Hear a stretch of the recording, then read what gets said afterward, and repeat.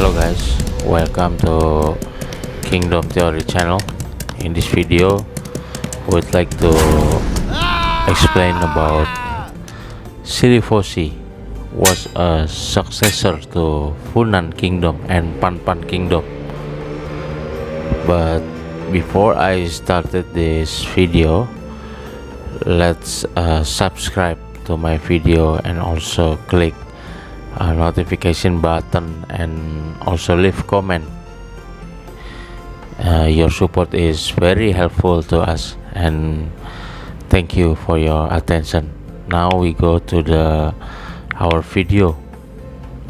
Srivijaya was a successor to Funan and Pan.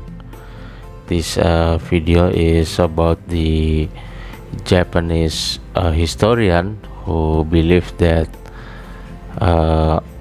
Srivijaya capital city located in Chaya, Thailand, and he argued that about his opinion. He argue about to make his opinion stronger, so he mentioned this one. Thank you. Rise and decline of Funan. Funan and Champa are well known as the oldest tributary countries to China. It was probably the 2nd century when Funan was founded in the lower valley of the Mekong River. So Funan is located in Mekong River, Funan Kingdom. The name of Funan means mountain of the old Khmer language, Benam. The modern Cambodian language is Phnom. According to George Kodesh, the Sanskrit translation of the king of mountain Himalaya is Saila Raja or Parvata Bhupala. Funan was a state based in the Mekong Delta with a commercial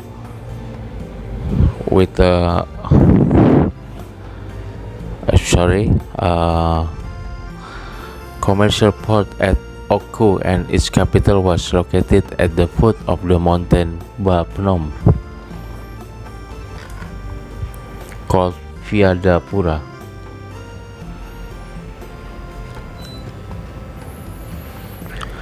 The main financial resources of Funan were tax from farmers and profit from international trade. From the beginning, Funan had a character of a trading state. The strategy of Funan was like a modern imperialistic country, to militarily expand business territory and to monopolize trade with China. To keep favor relation with China, Funan tried to purchase the Western goods as much as possible.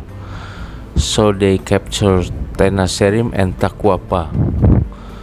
Following stream of import, Buddhist monks came to Pan and Funan.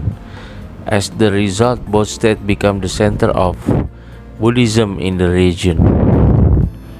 The history of Funan is recorded in the Chinese annals, especially in the Liangsu and the Nanjishu. Funan sent the first mission to the Wu dynasty in 225 AD. In the middle of the 3rd century, from the Wu dynasty, 2 envoys, Kang Tai and Chu Ying, were sent to Funan. Kang Tai wrote that the first king of Funan was an Indian Brahman whose name was Kaundinya. Kaundinya means Kaundinya, so some historians call him Kaundinya. According to the legend, Kaundinya came over to a certain seashore of Cambodia on a large merchant ship, where he returned with a divine bow. A local princess named Liu Yi. She surrendered to Kaundinya and they married. Then they established a new country, Funan. Dr. Naojiro Sugimoto estimates Funan was founded between the end of the 1st century and the beginning of the 2nd century. The Liangsu says the great general Fan Siman took over the seat of king. Fan Siman expanded Funan's territory by conquest with its navy. He developed a kind of rowing boat of which total length was 8 to 9 zhang, around 21 meter length, and width 6 to 7 che, around 1.6 meter width. Fan Siman ordered the construction of large ships and attacked more than 10 countries including Chu Tokun, Chiu Chi, and Diansun.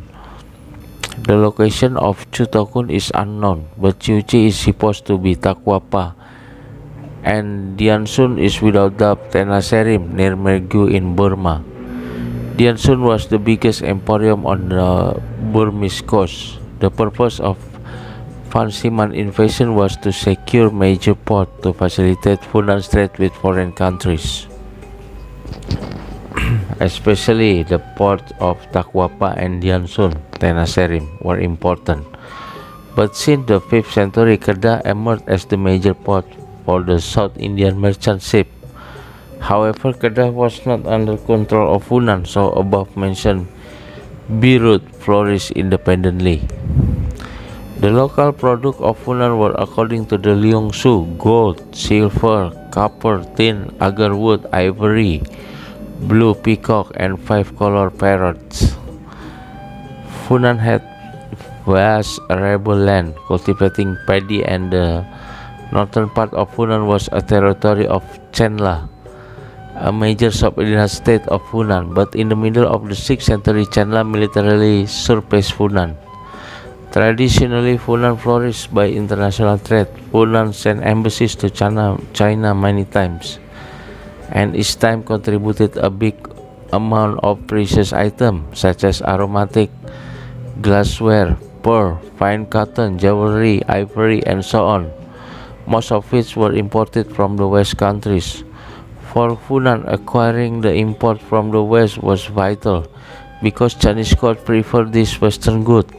Funan imported the Western good mainly through the Trans-Peninsular Route, especially between Takwapa and Panpan. And now we talk about Kaundinya II. The Liangsu says Chia Chenji, or Kaundinya II, one of the successor to King Chu Chantan, was originally an Indian Brahman who received a voice of God to go to Funan to become the king there.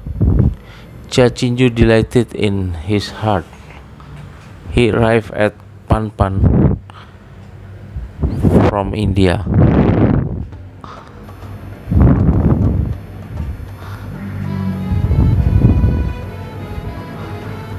When the Funanis heard of him, they all welcomed him with pleasure, went before him to choose him as their king. The news that Chia Chenju had arrived at Panpan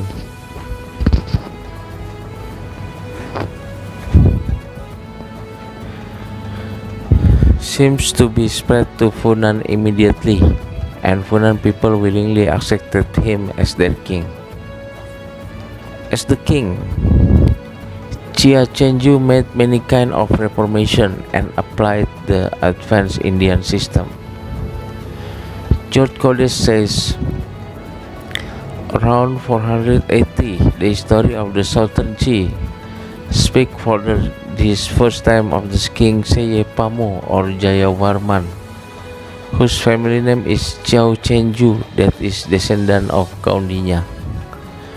Funan suffered from political and military pressure of Chenla gradually, even though Chenla was a northern vassal state of Funan. However, the decline of Funan was not apparent in the early 6th century. Funan sent embassies to China court in the 6th century. In 502, 511, 12, 14, 519, 520, 530, 535, 539, 540, 543, then 559, 572, and 588. And the Xin Tangsu recorded that in the Tang times, Funan sent 2 embassies from between 618 to 626 and 627 to 649. Funan had been expelled from Cambodia by Chenla at the end of the 6th century, but Funan continued tribute to the Tang dynasty from Panpan, which used to be a vassal state of Funan. I hypothesize that the ruler of Funan fled to Panpan with its navy after defeat, not to Java as George Kodesh supposed. The army of Chenla could not pursue the Funan's ruler due to lack of navy. In other words, Funan maintained sovereignty over the Gulf of Thailand. Panpan became a tributary country to China during 424 and 453.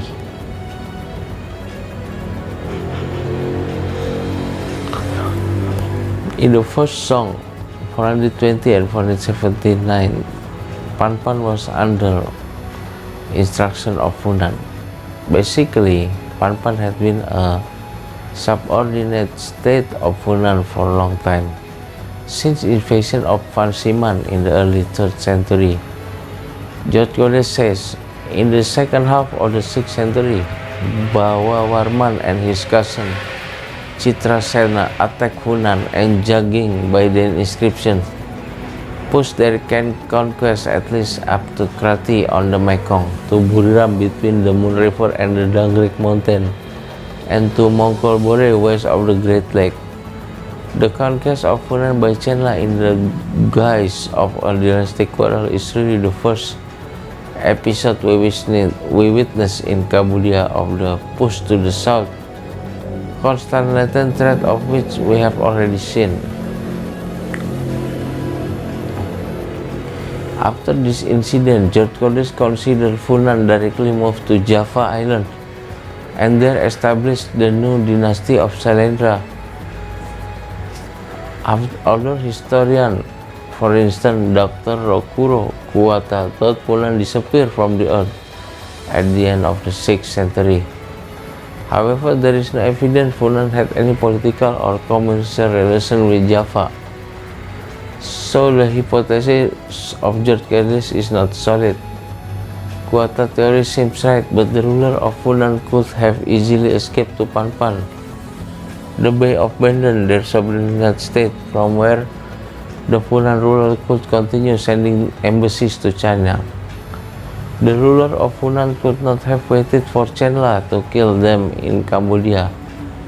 We cannot forget that Funan had utilized Panpan as its major trade port, and at the same time Panpan used to be a subordinate state of Funan in the 3rd century. P. Whitley writes, on the dissolution of the Fulanese Empire, its successor Chenla, possibly because of its continental origin, failed to consolidate its supremacy of the Malay over the Malay Peninsula, whereupon the former dependency in the region hastened to establish their autonomy by dispatching embassy to the imperial court of China. Certainly, as P. Whitley writes, Chenla could not control the Malay Peninsula. Without strong navy, the royal family of Funan easily survived at Panpan. On the contrary, Chenla had been counterattacked and dominated or influenced by Srivijaya or Sailendra for a long time, since the last quarter of the 8th century until the beginning of the 12th century. Okay guys, thank you for your kind attention. This is about the Funan Kingdom and Panpan Kingdom, and after that become a Srivijaya Kingdom. This is the opinion of the Japanese historian that not believe the location of Srivijaya is in that he believes that the location in Thailand. Okay guys, thank you for your kind attention. Don't forget to click like, subscribe and push notification button, and also leave comment if you like. Your support is really helpful to us. Thank you for your kind attention. See you on my next video.